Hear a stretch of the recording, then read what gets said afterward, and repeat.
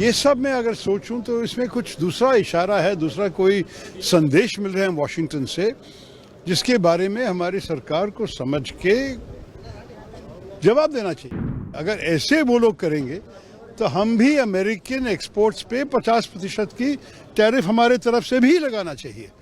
कोई भी किसी और देश में बैठ के हमको ऐसे धमकी दे सके, ये तो बिल्कुल मानना तैयार नहीं है। और मेरे ख्याल में हर भारतवासी कहेंगे कि इस विषय पे हम सब एक हैं। देखिए, असर तो पड़ेगा ही, क्योंकि 90 बिलियन डॉलर के हमारे ट्रेड है उनके साथ।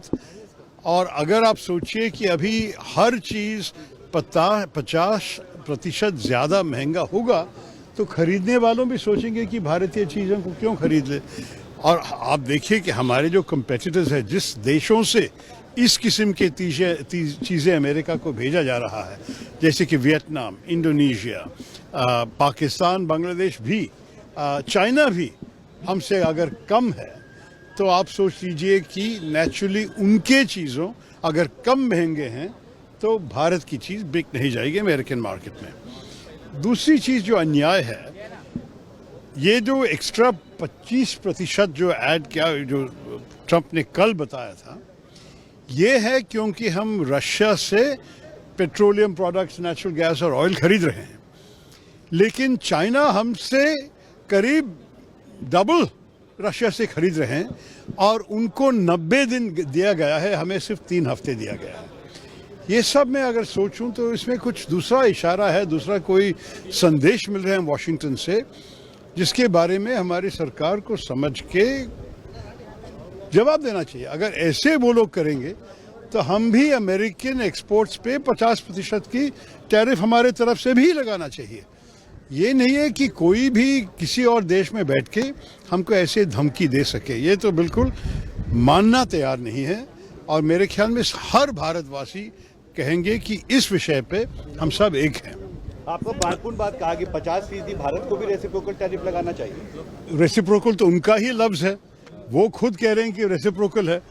हम जब उनके ऊपर नहीं दे रहे हैं, मेरे ख्याल में हमारे जो टैरिफ्स है जिसके खिलाफ ट्रंप साहब शिकायत कर रहा है, हमारे तो एवरेज टैरिफ्स अमेरिकन गुड्स पे 17% है।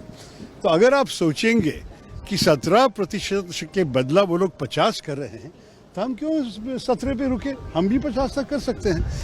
मैं नहीं चाहता हूँ कि हम अननेसेसरी झगड़े में जाए। ये तो एक बहुत अच्छा रिश्ता था, और मेरे ख्याल में स्ट्रेटेजिक पार्टनरशिप की बातें भी हुई हैं। क्वाड में हम एक साथ हैं, I2U2 में हम एक साथ हैं, बहुत सारे वर्किंग ग्रुप्स के भीतर AI पे, डिफेंस पे, कई विषय पे चर्चा अभी भी चल रही है। तो मैं नहीं चाहूँगा कि सिर्फ ट्रेड पे पूरा रिश्ता को ख़राब कर दे, लेकिन हमारे तरफ से कोई नहीं चाहते हैं कि इस किस्म की बर्बादी हो जाए हमारे रिश्ते में। उनके तरफ से ये आया है, तो उनको पूछना पड़ेगा, क्या do they not value our relationship? क्या भारत उनके लिए अगर महत्वपूर्ण नहीं है, तो वो हमारे लिए क्यों महत्वपूर्ण होगा? तो ये भी मैं सोचा, हमारे देश के कितने भारतवासी अभी अमेरिकन सिटीजन्स बन गए हैं, उनके भी एक जिम्मेदारी उनकी आवाज़ उठाना। वहाँ तो भी एक डेमोक्रेसी चल रही है कि बोलिए उनके इलेक्टेड प्रतिनिधि को, उनको सेनेटर्स, उनके कांग्रेसमैन को, कि जो सरकार कर रही है भारत के खिलाफ, ये ठीक नहीं है। निकी हेली जो इंडियन ओरिजिन की एक गवर्नर थी, निकी हेली ने भी स्पष्ट कहा है कि आप चाइना के खिलाफ करने के अलावा आप क्यों भारत के साथ के रिश्ता को खराब कर रहे हो। मेरे ख्याल में इसी संदेश सारे इन्फ्लुएंशियल भारतवासी देने चाहिए। ये है मेरे राय। इंडिया को भी अपना टैरिफ बढ़ा देना चाहिए। क्या आप मानते हैं इंडिया को भी अपना टैरिफ बढ़ा देना चाहिए? अगर वो लोग इसको ये अगले 3 हफ्ते में बदला नहीं, और अगर 50% असलियत में हुआ, तो मेरे ख्याल में हम भी 50 उन पे लगाना चाहिए उसी वक्त, उधर तक नहीं। हम तो धमकी वाले देने वाले देश नहीं है, लेकिन जो लोग हम पे किया तो रेसिप्रोकल हम भी करने जानते हैं।